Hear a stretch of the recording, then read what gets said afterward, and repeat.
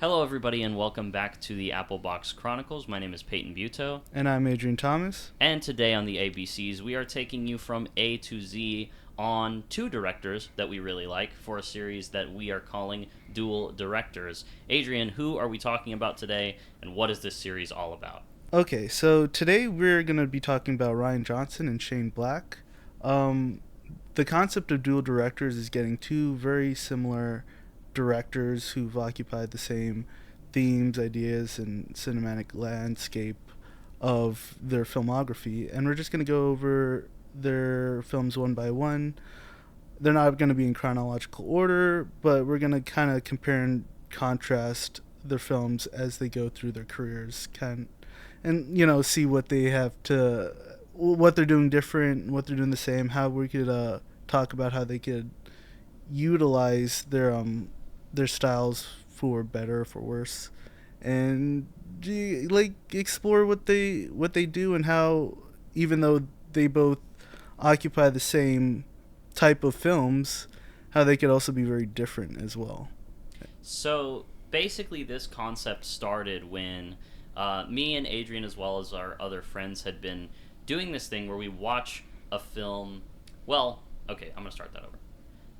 Basically, this concept started when me and Adrian, as well as our other friends, would watch a film from one director, and then we would go and watch a film from another director, and we would go in chronological order. And I kind of named it Director Ping Pong, which doesn't exactly fly as well on a podcast.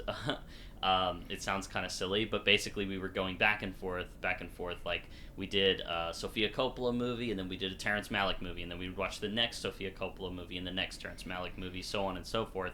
And we just found that it was an interesting way to kind of compare filmmakers who occupied a similar time period. Maybe they have a similar number of films. Maybe they're not the same at all, but you can find similarities and differences just by doing that, just by having the other filmmakers' work fresh in your mind when you're going into the next movie from someone else. So then that kind of spiraled into making this a series on the podcast called Dual Directors, where we're not going in chronological order, but rather we're making pairings of these films that we feel are the most interesting when kind of put side by side. So, do you want to talk a little bit about Shane Black? Just a little bit of an intro. Who is Shane Black? If someone came up to you and was like, "Who's Shane Black? I've never heard of him," what would you say? Uh, I guess I would say he was a very popular action mystery writer, then turned director in Hollywood. He started off, with the Lethal Weapon movies and last the Last Boy Scout and a bunch of other stuff.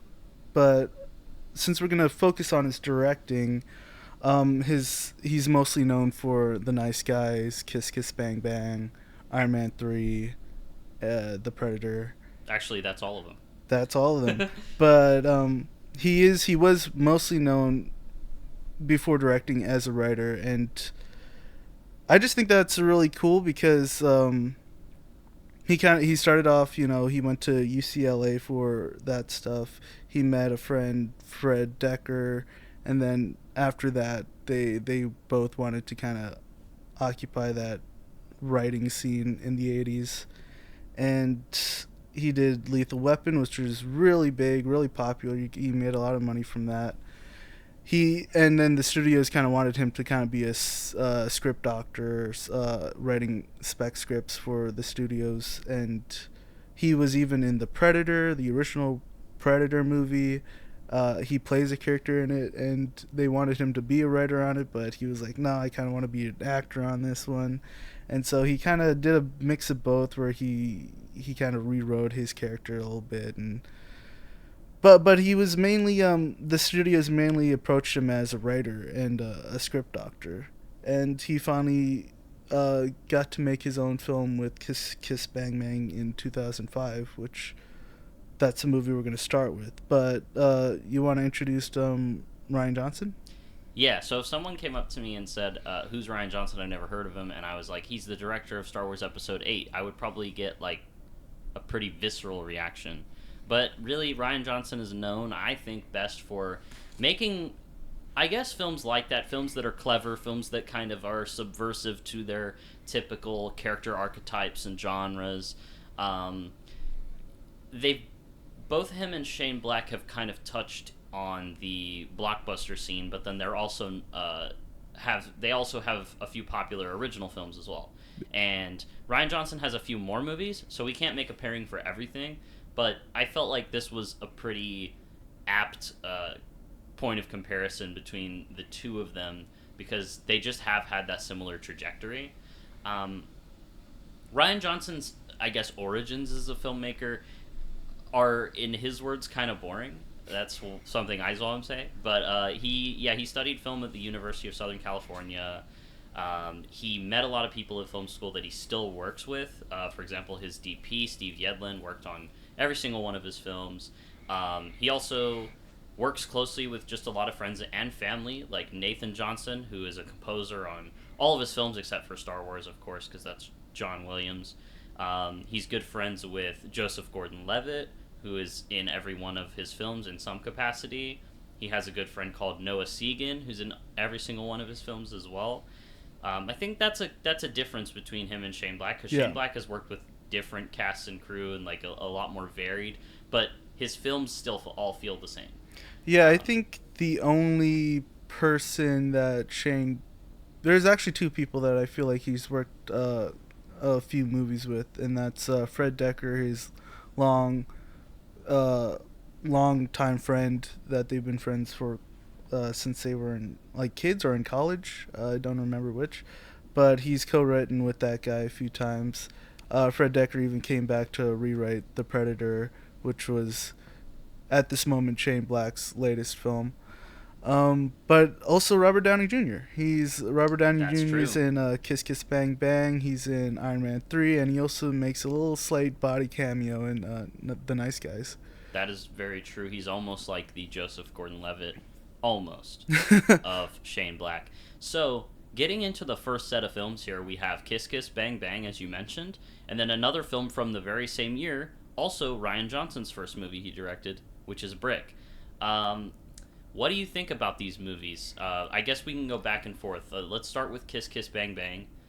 What would you say is your kind of quick review of that film? Kiss Kiss Bang Bang is your usual kind of neo-noir film, kind of gumshoe guy gets caught up in this mystery and he tries to solve it kind of thing. But what Shane Black brings to the mix is the sense of self-awareness of the genre, as well as comedy and just a crazy amount of unpredictable events just happening, and the characters just having to deal with that. And I think that's where Shane Black really thrives, is that really crazy just random set of events that aren't as random as you think, but they're also really funny, as well as piquing your interest as to how does this have to do with the mystery at all.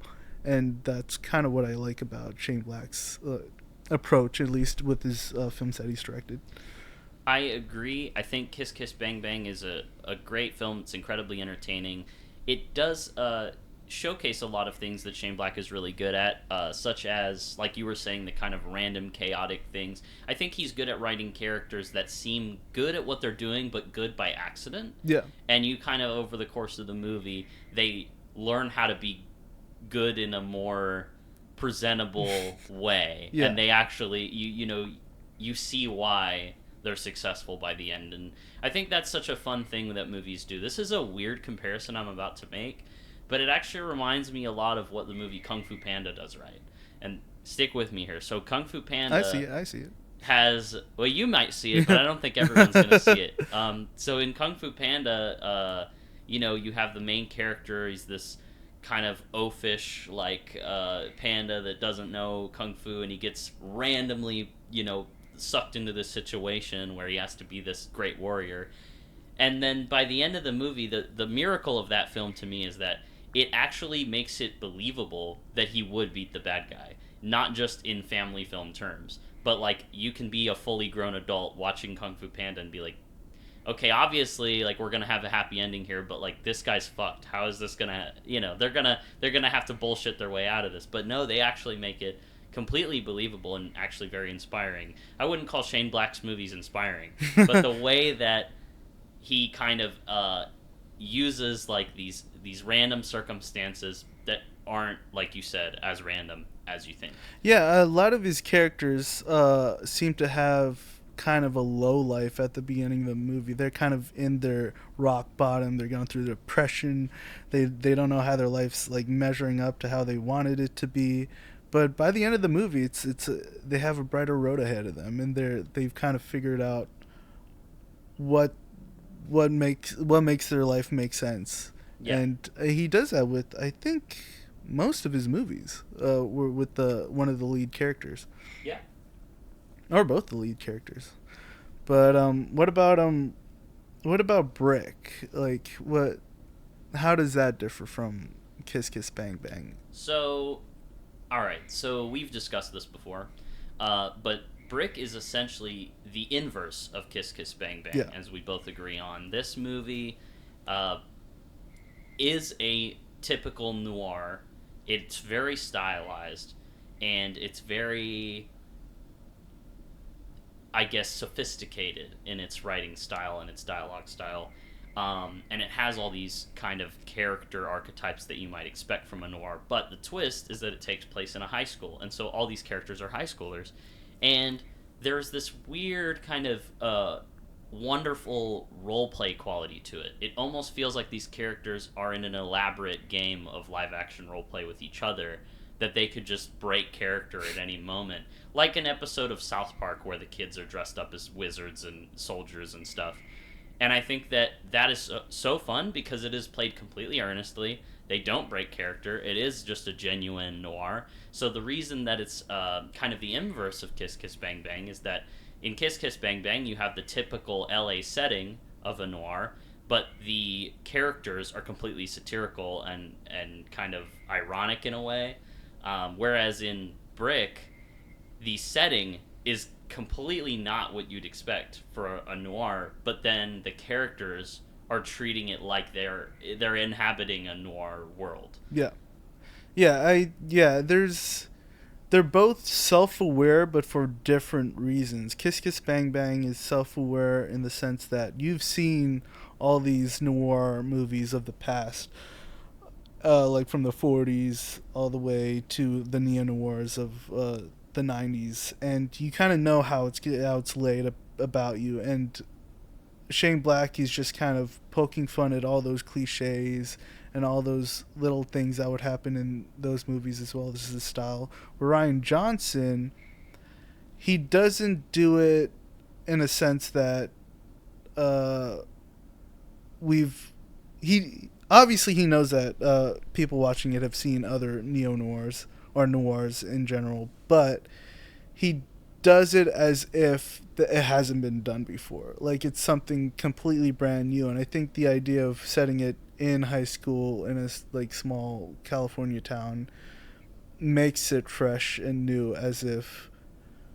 you're watching a noir for the first time, and you don't really know uh, the kind of the way the layout of those types of movies. And I think that's what's kind of cool about it, because anybody could watch that. Like when we last saw it, we saw it with a friend who hasn't seen it before, and he was just kind of blown away by it because he didn't know that you could do that with the type of dialogue and the type of filmmaking, as well as how the setting of the movie takes place. Yeah, And I think that's kind of the cool thing about Brick, is that it takes this old concept and just completely redresses it into something else, and it becomes completely fresh and new.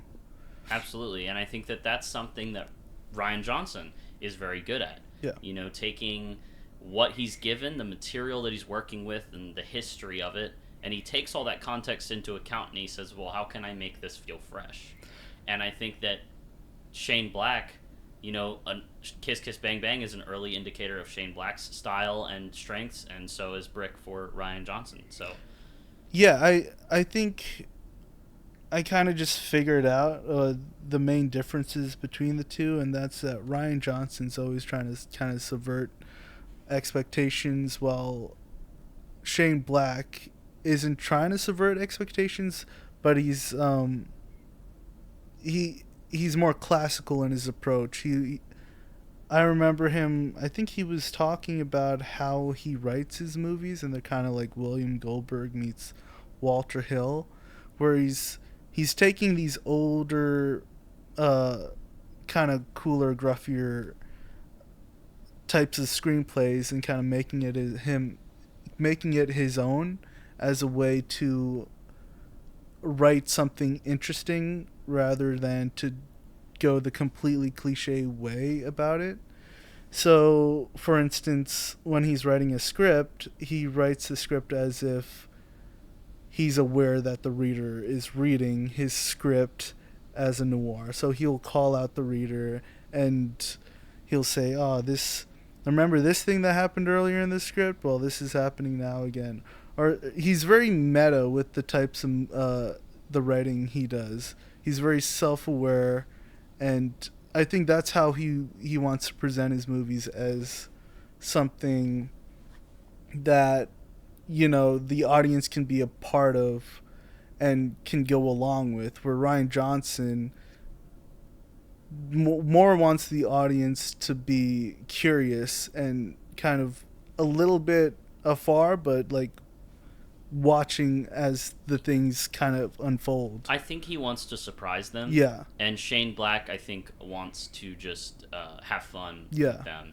Like, yeah, you're definitely right there. It's that Shane Black is more inclusive to the audience, whereas Rian Johnson is more like he is trying to surprise the audience and kind of reveal the film over time. Whereas Yeah. I feel like Shane Black's movies, they are kind of overt and more classical in their approach, as you said. So, next set of films. Yeah. This is a bit of it. We're cheating a little bit, but we made this shit up, so we can do whatever we want. So we have a trio of movies here, and that's simply because Rian Johnson made too many films for this to work completely. But Brothers Bloom from 2007, Rian Johnson's sophomore film. Nice Guys from 2016. This is kind of Shane Black's probably most popular movie that he's directed, and a movie that a lot of people want a sequel to. I would also take a sequel to this. Yeah. And then Knives Out from 2019. So and that's also, I think, Rian Johnson's most maybe not most known film, because he directed a Star Wars movie, but most popular film in the sense that everybody fucking likes Knives Out. Yeah, I think Nice Guys and Knives Out are both they're both like acclaimed films. Yeah. So I guess our thought process in connecting these three movies is they all kind of have to do with a mystery of some kind. Well, Brothers Bloom maybe not as much, but Nice Guys and Knives Out both have that kind of mystery element to them. Whereas Brothers Bloom has that duo element to it, that buddy cop, maybe not buddy cops in that one literally, but that kind of companionship element to it that Nice Guys has. So buddy comedy, mystery, and they all, I think, in some way have some subversive elements to them. Yeah. So I guess we should start with Brothers Bloom, since that's the oldest film.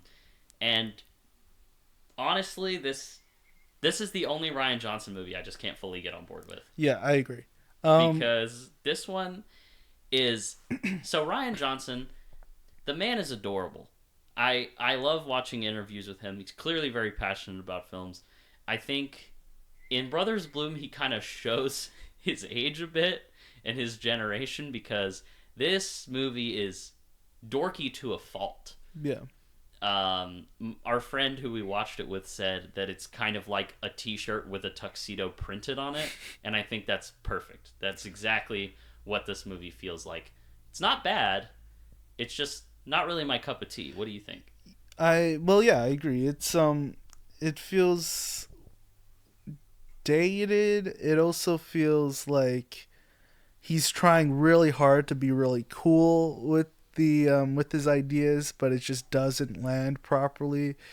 To me, it feels like a guy wearing a fedora and saying like "milady." It's very like he thinks he's so cool and generous and nice, but he And just comes off as cringy. and Cringy. Ryan Johnson is cool. Yeah. He is cool. His movies are cool, but this one, this is just his least self-aware film Yeah. by a mile. And you know what?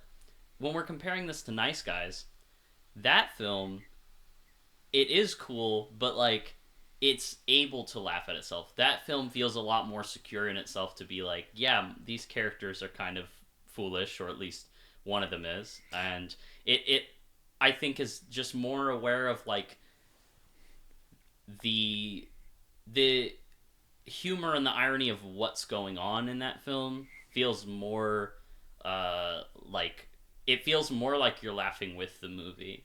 So I think the problem is when you're writing a movie with characters, it's always better to write characters with flaws rather than having them be kind of just like uber cool, can't get beat kind of thing. But with not saying that that's what's going on with Brothers Bloom, but I feel like with Brothers Bloom, there's a certain they have too much competence with the characters and how they handle situations. They feel a bit almost too smart for their own good, and so they're never genuine. There's no sense of like risk, at least not a big sense of risk when I watch the movie because I just feel like they're gonna get out of the situation fine. Whereas in Nice Guys, they're kind of like they're buffoons in the movie. They're not very smart.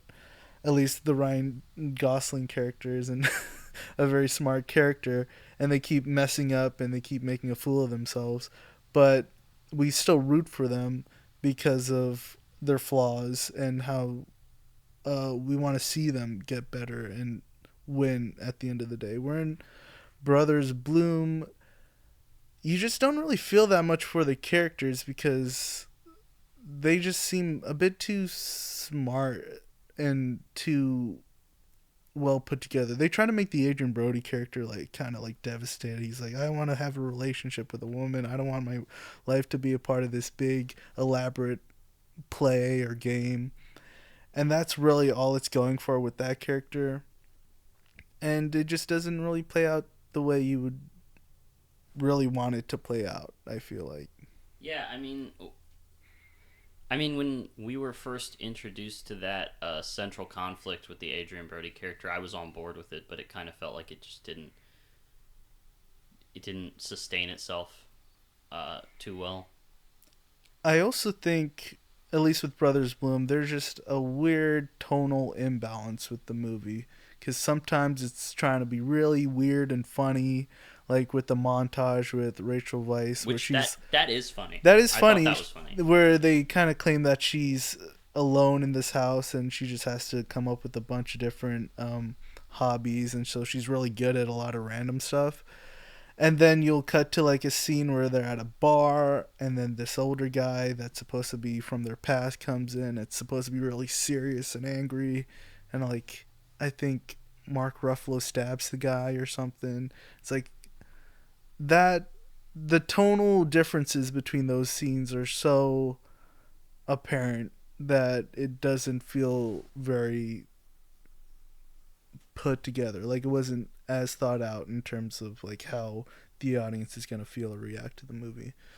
Whereas in Nice Guys, the tonal balance is like throughout. It's always funny, and it's always like crazy stuff's going on, but we're here for it. We're here having fun with it.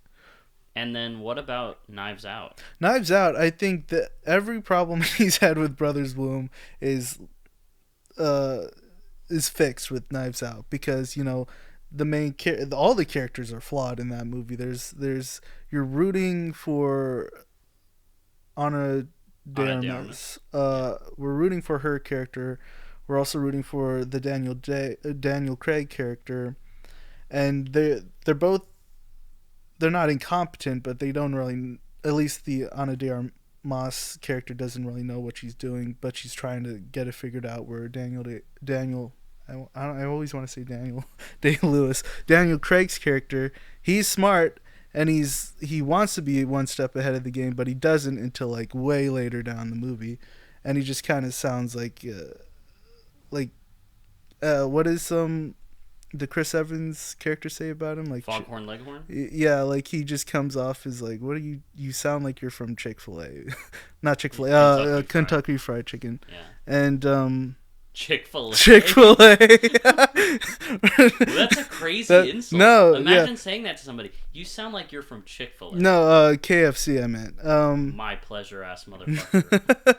But I think his characters are just way more interesting in this movie than they are in Brothers Bloom, and that's where you get just the better film. Well, so that's an interesting point too, because this kind of ties back to my opinion on Kiss Kiss Bang Bang, which is The Nice Guys does for that film. And now I think Brothers Bloom is a much weaker film than Kiss Kiss Bang Bang, but The Nice Guys does for Kiss Kiss Bang Bang what Knives Out does for Brothers Bloom, which I think it just kind of does everything so much better. Everything that it's trying to do in that film, it's doing so much better. And I think the reason for me mainly is that Nice Guys is a period piece, and therefore it doesn't lean on the contemporary comedy of the time. Like, he's not leaning on kind of the easy jokes for a modern contemporary audience. Whereas in 2005, Kiss Kiss Bang Bang, sometimes you just feel like a Family Guy cutaway is going to happen in that movie. Like,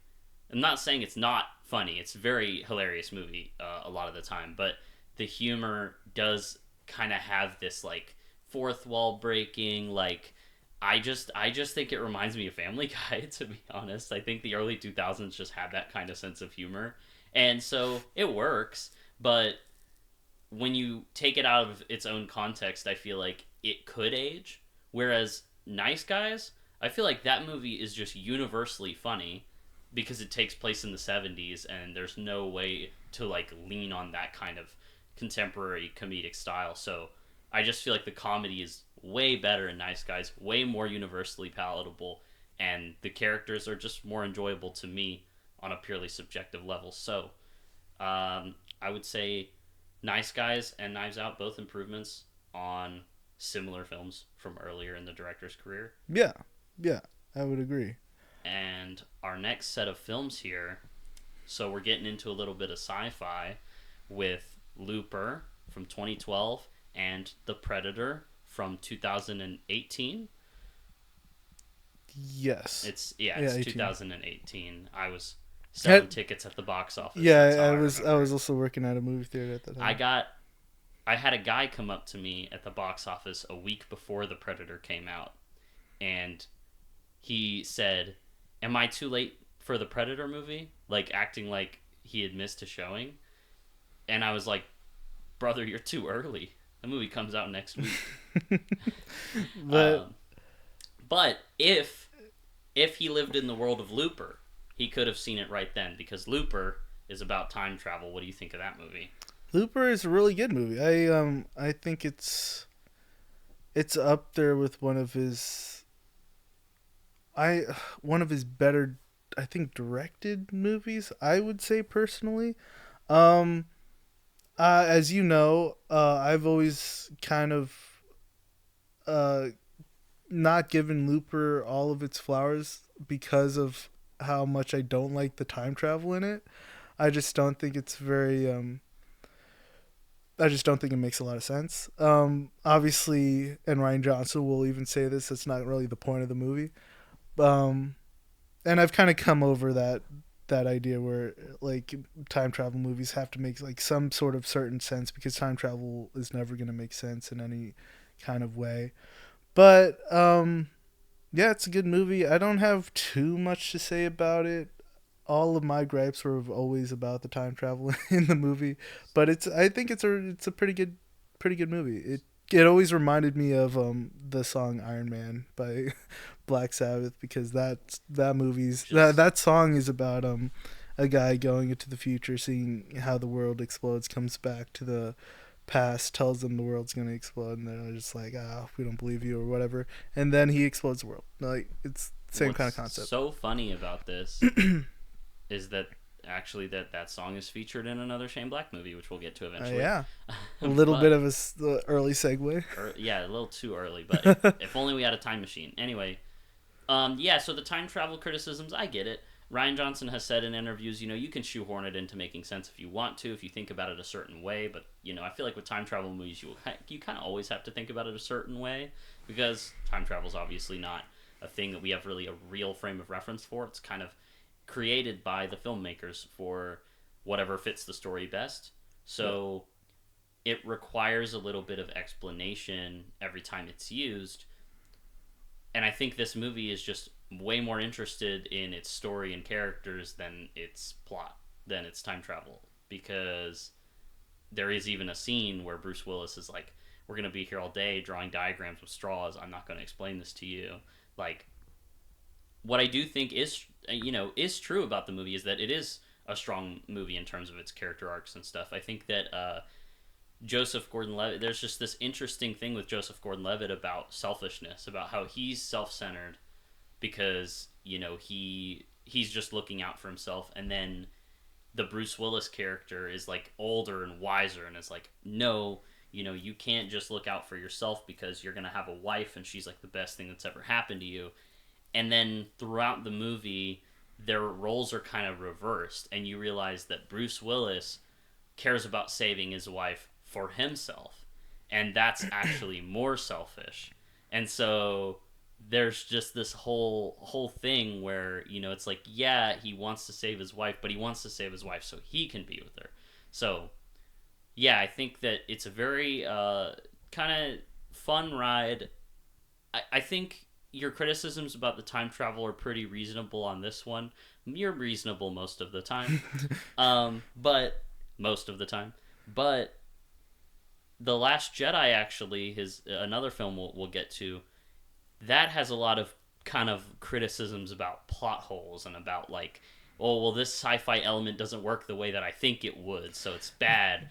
That's a little different. Well, that's what I'm saying, is that stuff is bullshit. Yeah. And I think that if those people are that, like, it's funny because a lot of people who say that will be like, this other movie's good. Like, Looper is come at Looper. Like, if you have a problem with that, come at Looper, because I think criticizing Star Wars for that is very different than criticizing Looper for that. So I think you're on the right side of history with that one. Yeah, and like I said, I don't put into account all the time travel stuff as much as I used to, but Looper is basically like the first, honestly, like the second Terminator movie, which I know you haven't seen.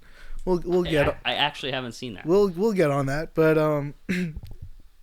but if you look at Terminator 2, like, even with all the time travel stuff, it makes it make a little bit more sense. Where Looper, if we want to get into the nitty-gritty of it all, for instance, in Looper, when a person comes from the future back to the past, their bodies will change and morph as the body of the person in the present, in the past, is also being changed. So if there's a younger Paul Dano and there's an older Paul Dano, if they were to cut off Paul Dano's arm, the younger version, then the older Paul Dano's arm would also come off.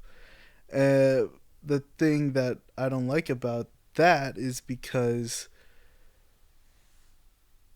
the time in between that, the theoretical time in between him cutting his arm off and the future him getting his arm cut off doesn't exist. So there is no sense of the butterfly effect within that specific time.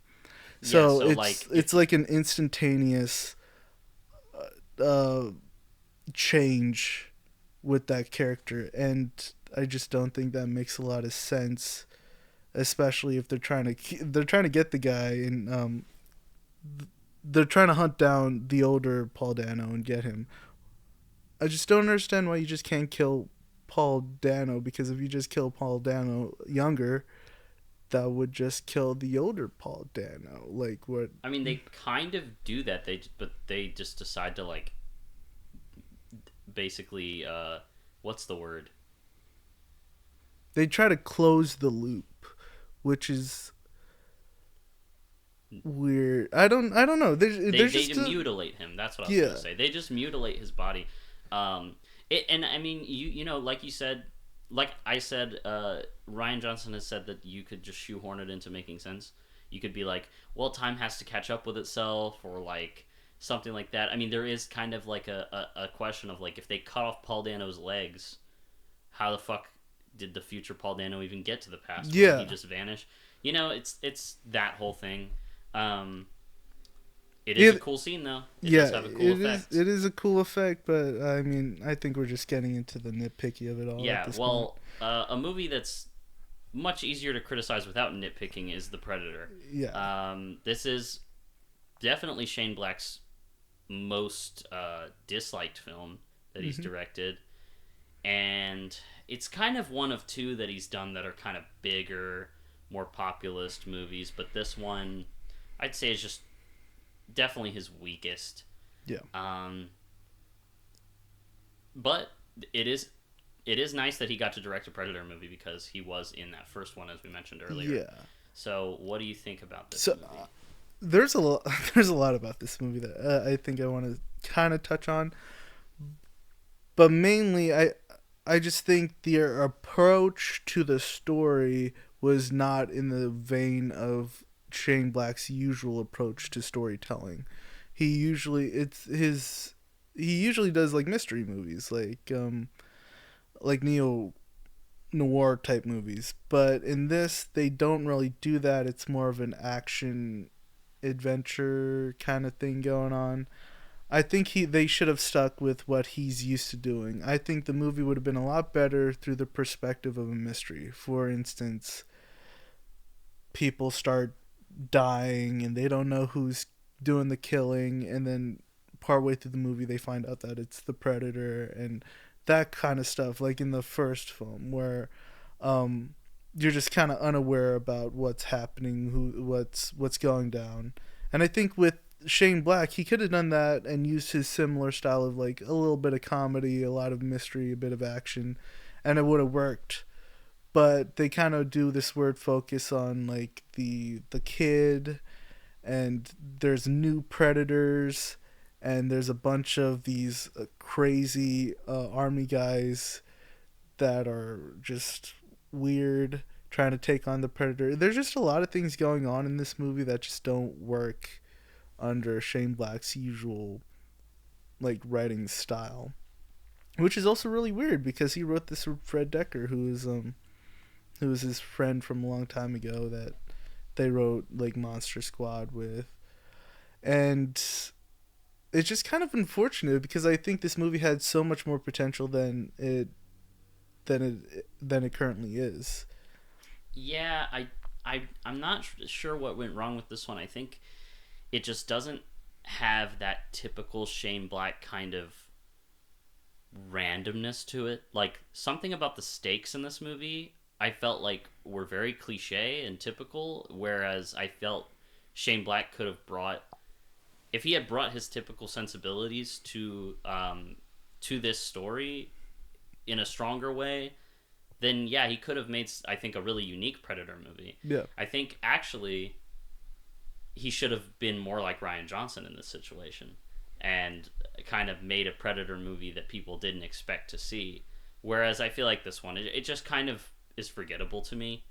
It is nice to have a modern Predator movie that's gory and R-rated and vulgar, and it's kind of funny at times, but I just don't see a lot of rewatch value to me. I would rather rewatch the original.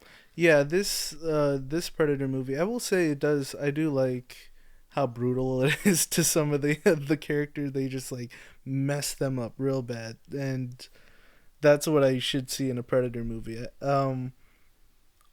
All that aside, I think the main problem was just kind of what the story was saying. Also, that's the kind of the thing that makes Looper and Predator similar is the fact that they both follow this younger child character who's more important than you may assume in the beginning. Yeah, he's kind of close to the hero character, and he's getting kind of hunted by the bad guy in a sense, and it's like, yeah, it's just an interesting thread that we found when we were going through these movies. Yeah, and the little kid, the both the little child actors both have kind of like these superpowers. I'm putting that in parentheses. Yeah, because put that in air quotes because, I mean, that's another thing about this movie. A lot of people consider it to be kind of offensive in the way that it treats this kid who's on the autism spectrum, and like how I guess the predators are like, oh, this is like the strongest one amongst you. This is the more evolved one amongst you. I think they were trying to be sincere about it, being like, hey, autistic kids they might act weird or whatever, but they're smart and there's more to them, but the way they go about it just isn't as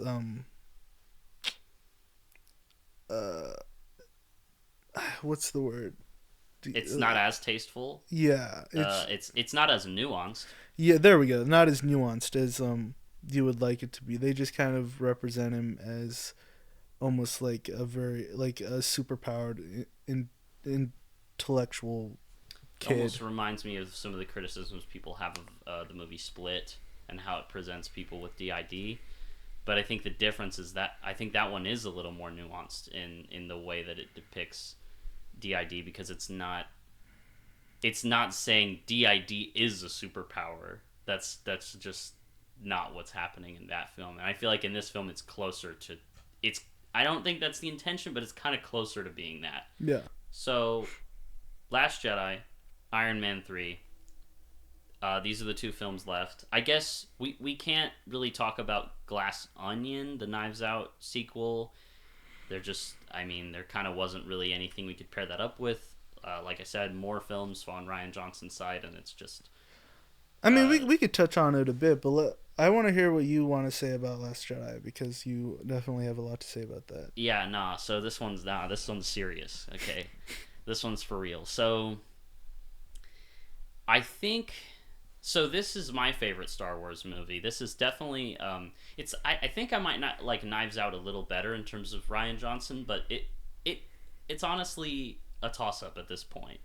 I love Last Jedi because I think it kind of is the movie that Star Wars needed, not the movie Star Wars deserved, if to put it in Dark Knight terms. Yeah. I think it is a great film about it's deconstructing the kind of rhythm that Star Wars usually follows, because we have 3 trilogy sets, and George Lucas, making 2 of them, he was like, yeah, they rhyme, like certain kind of characters and scenarios and kind of trajectories, they rhyme with each other throughout these stories. And so it's this, big epic about history repeating itself and space politics and wars. And is there a problem? No, I was just looking. And the thing about war and history is that it repeats itself. So it kind of makes sense to tell these generational tales. And I think that Star Wars The Last Jedi works so well as a modern version of that, because it's like actually asking the question finally, like, why does history keep repeating itself? Why do these stories have to rhyme? Why can't something change? And it's because we're holding on to these previous structures that just don't fit the world anymore. And there needs to be some kind of... It's a very, like, kind of gray area film. It's not black and white. Yeah. And I think the characters want it to be black and white at times, and that's always where they fail. Because it's that kind of classic Star Wars tale of when there's light, there is darkness, and vice versa. And we're going to keep having this conflict, until something actually changes. And I think both... It's interesting because Luke Skywalker in this movie kind of realizes that, but he blames himself, and he doesn't think he has anything left to contribute. But I think that's another message of the movie, is that you kind of always have something to contribute. And it doesn't matter how old you get or how out of your element you feel, or the mistakes you've made, there's always a chance to make a difference and choose to do the right thing. like So Tony Stark in Iron Man 3. yeah, yeah. I don't know. It's kind of hard for me to just kind of go off like without. I mean, I would have to talk for like an hour about it Yeah. to really get into everything I like about it. But I just think it's a movie that was incredibly intentional. Yes, it's subversive. People didn't like it because people are too attached to it. Literally proves the movie's point. People are too attached to the preconceived notions of what a Star Wars movie looks like and what these characters are capable of being, and they don't treat the characters like human beings, and they treat the characters like they're just these, these legends, these heroes, and it's like, oh, I don't want to see them like humanized. I just want to see Luke Skywalker do flips and stuff, and it's like, come on now. There are people like that. There are also people who dislike the movie for very valid reasons, but I feel like most people don't use actual good reasoning to hate Yeah. on this movie. Yeah. I don't hate this movie. I like this movie. It's not my favorite Star Wars movie, but I do like the movie. I think all the criticisms I've had in the past were somewhat nitpicky. I still believe that it's a bit too long, like for my taste. They do spend a lot of time on Canto Bight, which is purposeful. Like they're trying to say something with that set piece, but I just felt like they could have cut out a bit of time with that. A lot of the criticisms about Luke, I've found like one criticism that I do find kind of valid, but most of the other criticisms aren't. The one that I find valid is that I don't remember what the actor's name was. It's a guy who's worked in Star Wars, but he was pretty much saying that Luke has been through the ringer in his past. He was able to convert Darth Vader at the very end. Like he's he has always been like the good character, the one who's always on the kind of the positive side, always seeing the good, the light.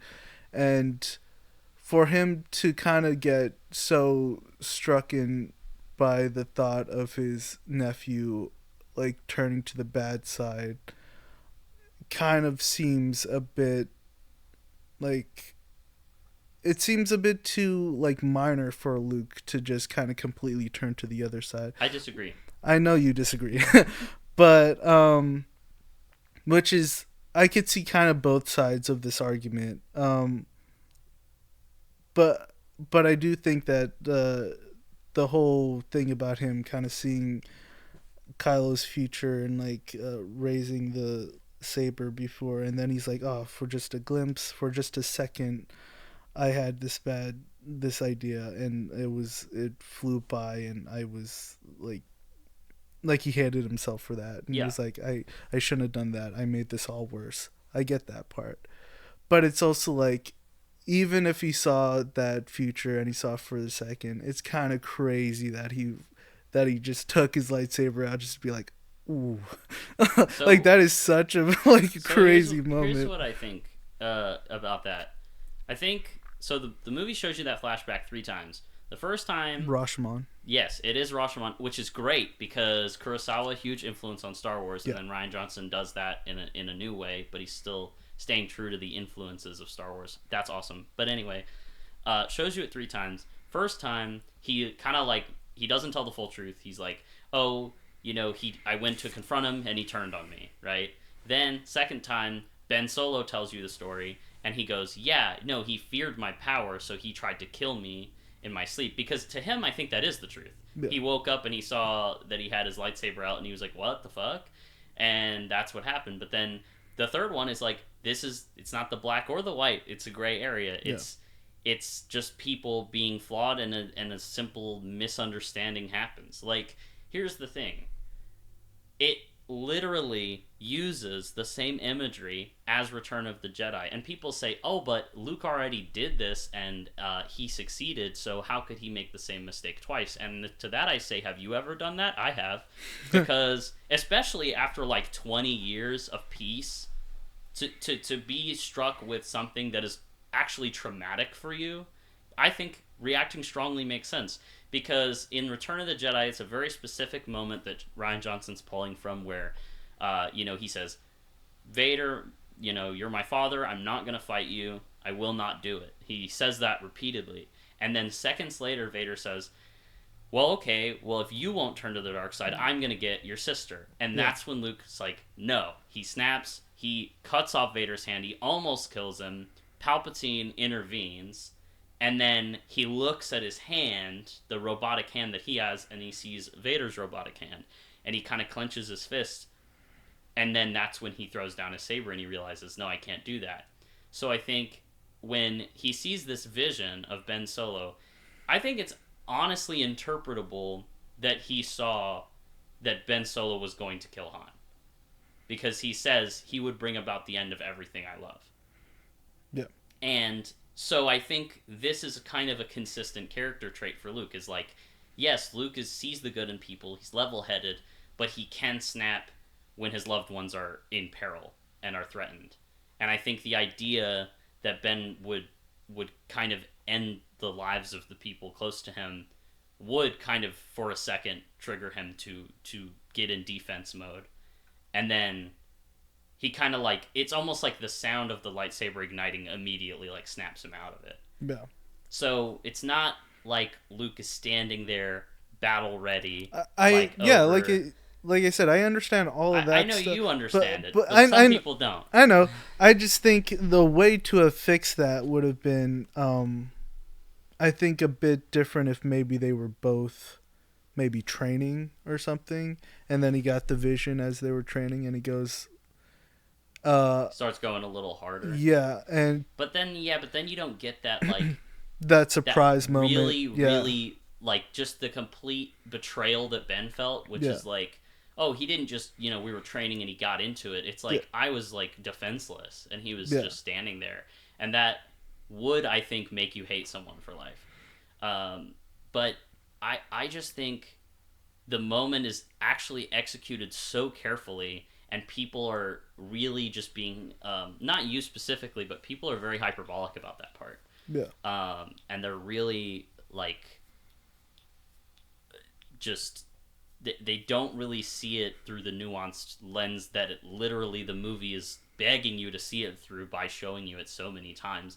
And it's saying, it's not like this and it's not like that. It's somewhere in the middle. It's something very human and organic that Luke is experiencing, and it's just an established character trait or character flaw that Rian Johnson's incorporating into the story to make the arc make sense. Yeah, it works super well in my opinion, but a lot of people don't think it works super well, and a lot of people also don't think the movie Iron Man 3 works super well. We should probably talk about that. Yeah, I think Iron Man 3 is a good movie. So actually, I would say one of the better Marvel movies, because it doesn't...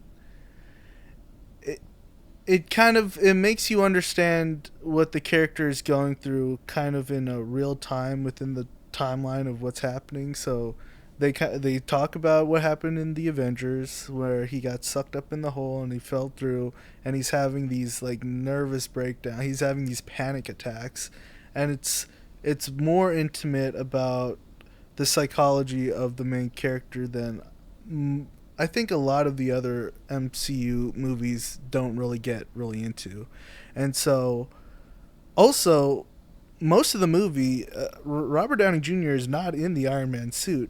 And because he is Iron Man. He is Iron Man, and he has to prove that he doesn't need the suit to be Iron Man, which is something he actually says again in the Spider-Man Homecoming to Peter Parker. He says, if you're nothing without the suit, you shouldn't have it. Exactly, and that's what the movie is basically trying to prove in a way.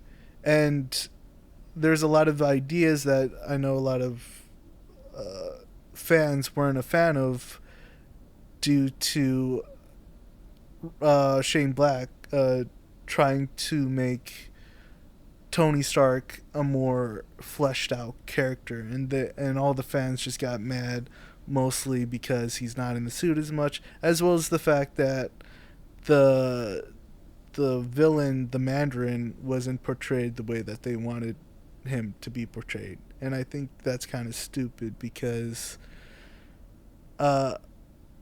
I think in the movie it just makes more sense than people really make it out to make.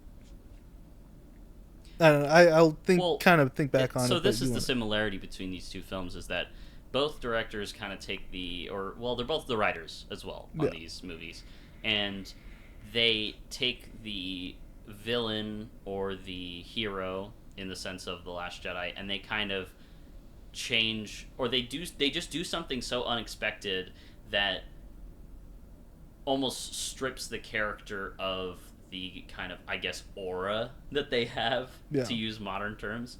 Um, and they make the Mandarin kind of a goofball in this movie, or at least not the Mandarin, but who you believe to be the Mandarin for a lot of the movie. Okay, so I figured out what I wanted to say again. So basically, they wanted kind of like the Ra's al Ghul of Batman Begins for the Mandarin, but they didn't get that because I think Shane Black is also, I think, talking about um, how big industries, big corporations will get political for their benefit. And so when the Guy Pearce character um, kind of hires this actor to be a terrorist for all these things happening as kind of like a distraction for what his company is doing, I think that's just kind of a mirror towards even today, like with Very, very very similar to today. yeah. Actually, surprisingly relevant. Yeah, and I don't think people were really seeing that when the movie came out, and so they kind of just threw it out as like, "Oh, that's stupid. Nobody would. Why would they hire an actor to be the Mandarin? The Mandarin's like actually supposed to be more of like a huge thing in Marvel. They're kind of like a mob boss in a sense. Yeah. They get into it for Shang-Chi with where they have the, I guess, the real Mandarin. Yeah, the real man. The real Mandarin. Well, I think it's just the name is like based off of Yeah. him or something. Also, speaking of relevancy, I actually think this ties into The Last Jedi as well, because The Last Jedi has this moment where it kind of pulls the curtain from in front of the villain and is like, well, actually, the villain's not some like scary Yeah. guy in a chair that looks all menacing and everything like that. It's actually an emotionally unstable child that is just so insecure and personally hurt, and that they're taking it out on like the entire world. Yeah. And I'd say it's a little relevant too. Yeah. You know? Yeah, so I think these movies they're not viewed through a logical or kind of this more educated sense of These point are of movies view. for fucking grown-ups, okay? And they're made in franchises that little kids like. Yeah, And that's the problem. it's all surface level for them. If they don't think a little bit deeper than what they're seeing, then they just get mad at what Yeah. they're seeing. And I think that's what we get from these movies is that these filmmakers, they know what they're doing. They're not they're not stupid. They know what they're doing. They know what they're trying to say, and people have no faith in the fact that these filmmakers who've been around for a long time don't know what they're doing. Like the studios just hired them because these guys. No, I'm not trying to like glaze the studios or anything or these directors, but we as film viewers and even fans should have a bit more faith in the filmmakers and what they're trying to do and what they're trying to say, and not just go off of the cuff and just be like, oh, they're stupid. They didn't think about what they're doing. They just wanted to do this thing and they failed at making my favorite character be my favorite character. Yeah, I don't really like when people have an idea for what a movie should be in their mind, and then they watch the movie and they're like, well, this movie's terrible because it's not exactly what I wanted it to be in my mind. And it's like, well, what is the movie though? Yeah. Like, that's disappointing, I understand that, but it's like, you gotta look at the movie for what it is too. Even if it's not your cup of tea, you kind of have to, like, let's acknowledge the director's perspective as well. Yeah. Because they are making art that, it is in the eye of the beholder. Like, it is kind of, in a way, releasing a movie is kind of giving it over to the audience and saying, here, you judge this piece and you bring to it whatever you bring to it. But here on the Apple Box Chronicles, Yeah. we need to look at both sides of this. Yeah. And kind of consider why these films were made in the way that they were and what they were going for, even if it doesn't work. So that is the films of Rian Johnson and Shane Black kind of put side by side. Yeah. I know with the last two we kind of just like debunked fan criticisms, but do we still want to go with talk a little bit about Glass Onion, because that's also very, very eventful with what's happening in society. So fuck it, we're changing the whole thing. We're let's throw Glass Onion into the ring, I think, with these last two movies in that sense, because this actually works pretty well and is also pretty relevant in similar ways that these two movies also are, with the way that they represent their antagonists. In Glass Onion, you have a tech billionaire played by Edward Norton, named Miles Braun is his name. And what I like about Glass Onion is that it's basically a mystery movie that knows the audience knows it's a mystery movie and is trying to piece it apart like a mystery movie and peel back layers, but the onion is made of glass. And it's like, well, of course this dude's the bad guy. Are you kidding me? Like, that's basically the movie. They're just like, no, you guys are so busy looking at each other and trying to figure all this out and trying to, like, deconstruct this. It's not complex. These guys are stupid. Yeah. It's actually really simple what they're doing. It's actually extremely transparent what they're doing, but they convince you that they're deep and they're complex people and they, have all these layers to them. But again, you can see right through them if you just look directly.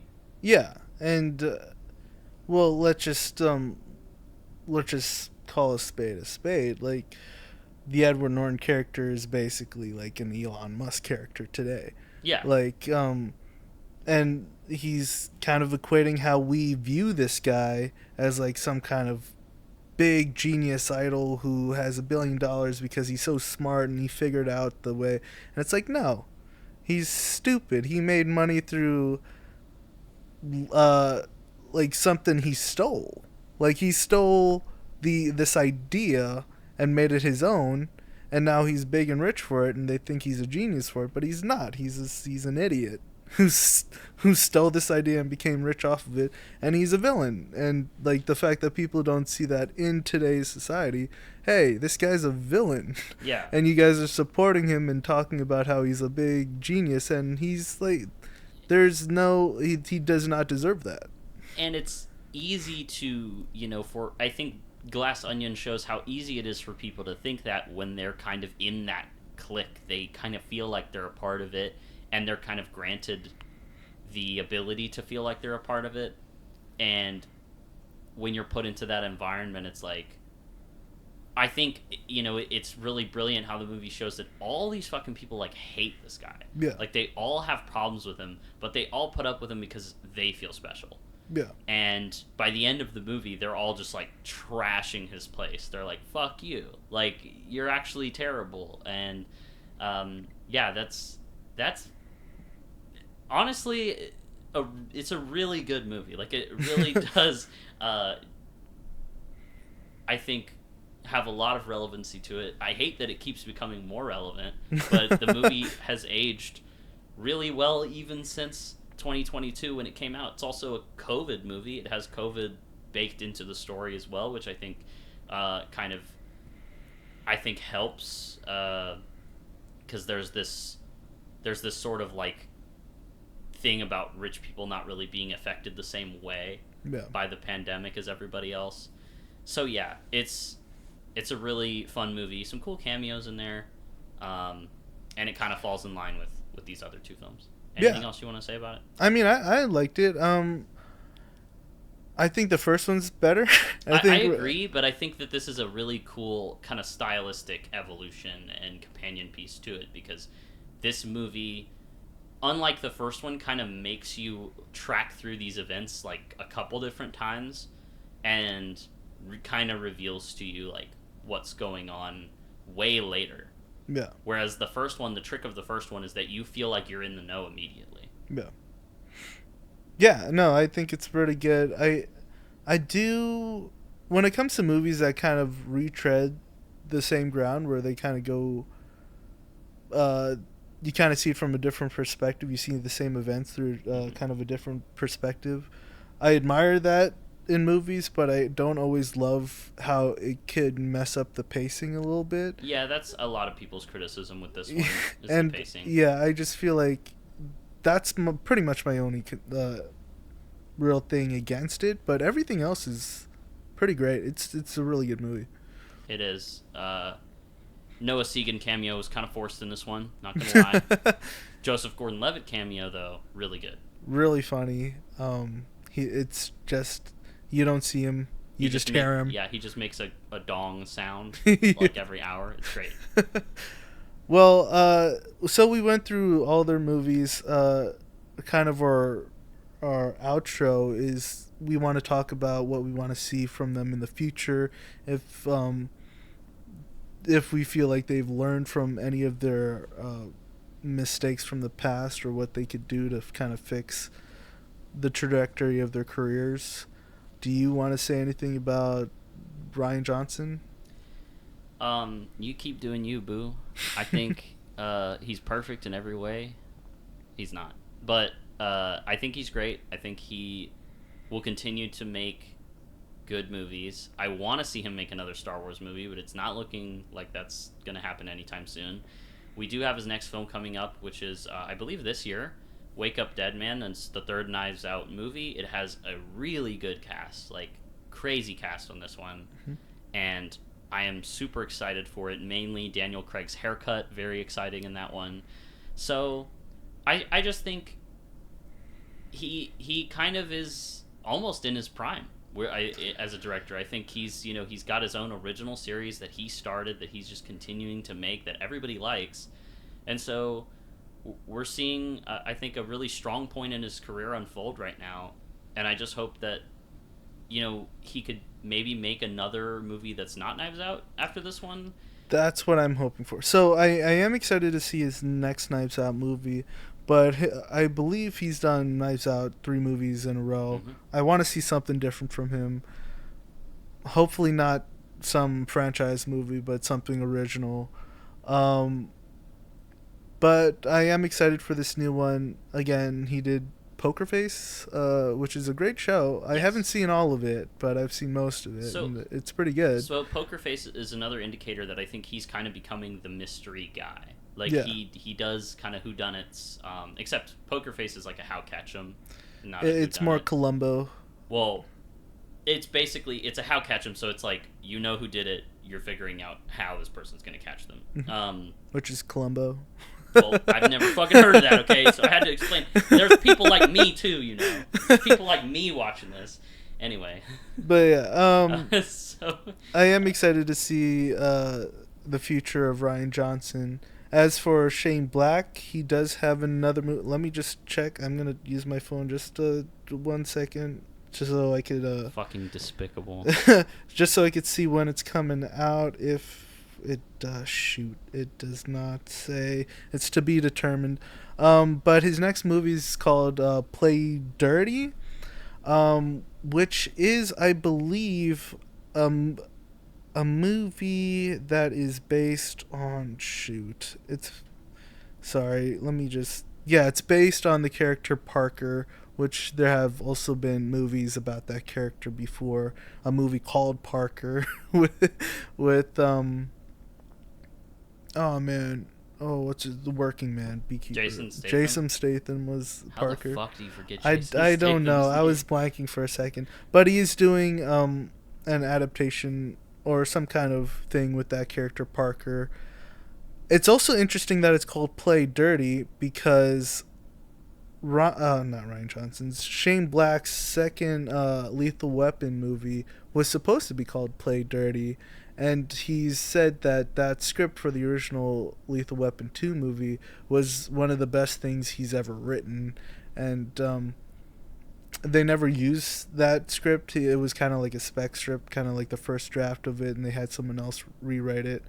So I'm wondering if this movie is just kind of a rebranding of that old script that he did with this character that's already has IP attached to it.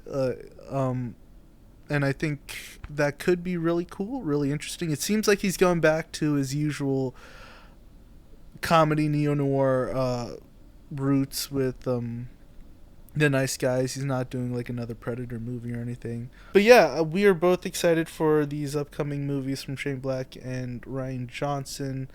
Hopefully you learned a little bit about them, a little bit about how they kind of work in movies and what you can kind of look for with their newer movies, especially if you're not used to if you haven't seen their filmographies in whole. Yeah. I think right now they're two exciting filmmakers, two exciting names in Hollywood to see new projects from. I'm glad we got to do this.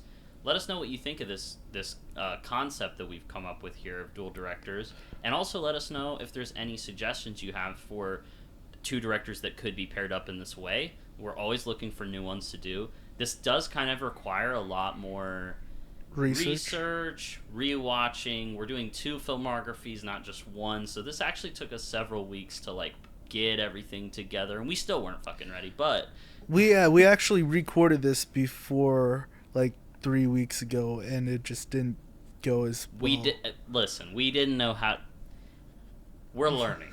Okay, we kind of like messed the recording up, so we had to do this whole thing again. But I think this is a better recording than the first one. I think this is a way better recording. Also, I think that's almost like a badge of honor when you're starting a podcast, just to like have to re-record an entire episode. I feel like probably everyone's done that. That's done a podcast. So hopefully this is the only time we have to do this in the near future.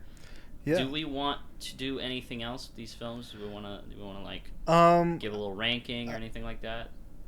Yeah, we could rank them. Sure. Okay. Do we want to rank them per director or all together? I think we should rank them per director because that would hurt my head if I tried to do all of them. All right. So I'll give you my Rian Johnson ranking. You give me your Shane Black, and then I'll do Shane Black, and then you do Rian Johnson. How about that? Sure. Okay.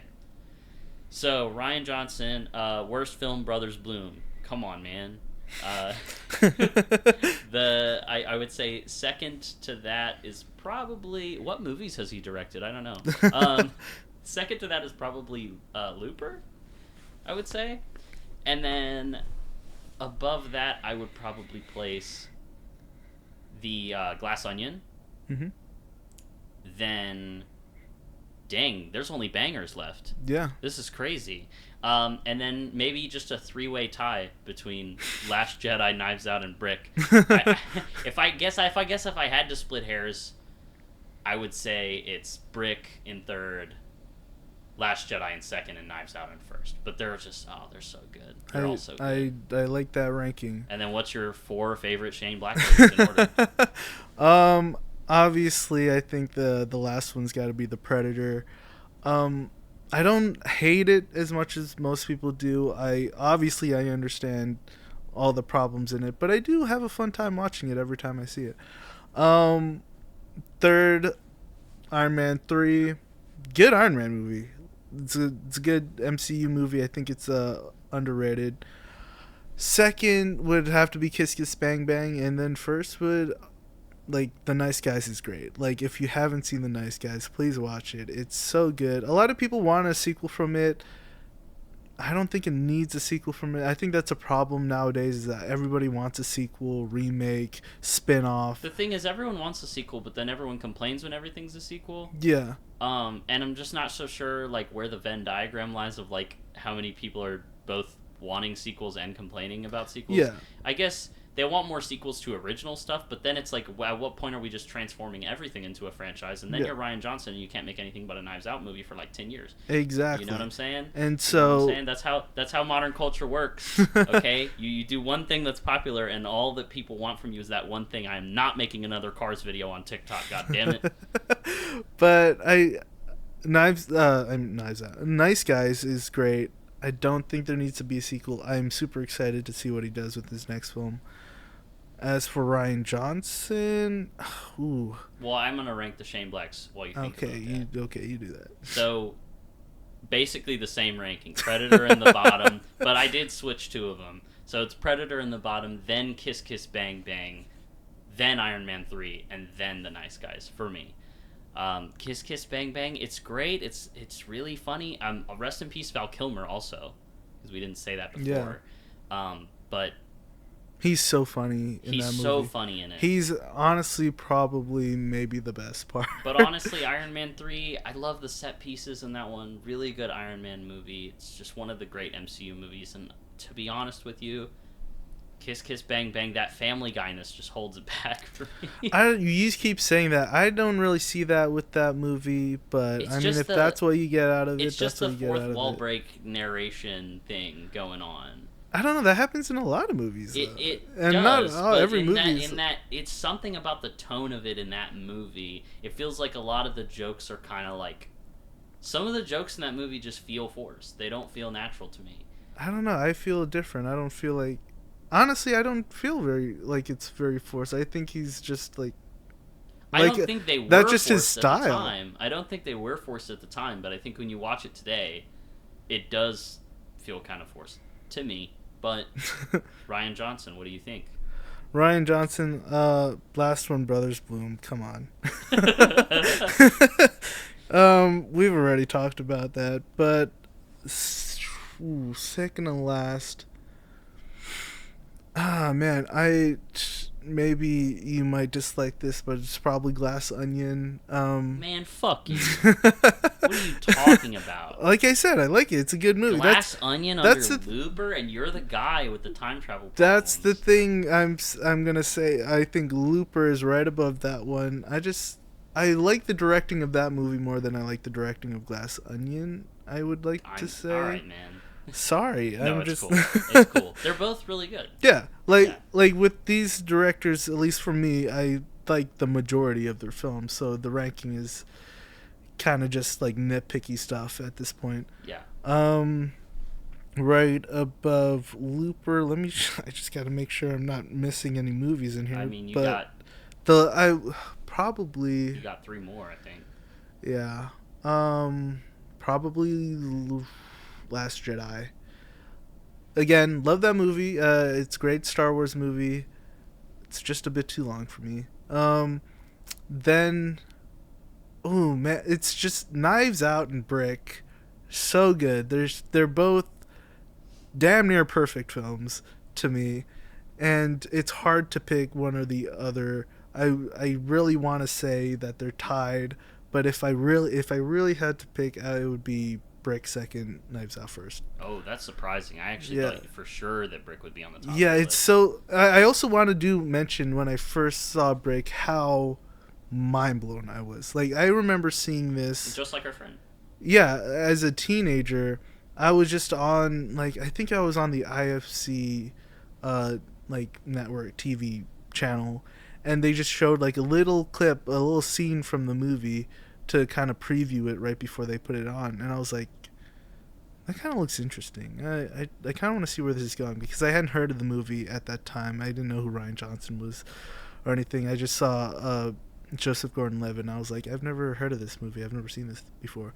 And so I just watched it, and with each new scene, with each new spoken word of dialogue, I was just like, I can't believe someone made this movie. I can't believe nobody has made this type of movie before, and it blew me away, and I still love it to this day.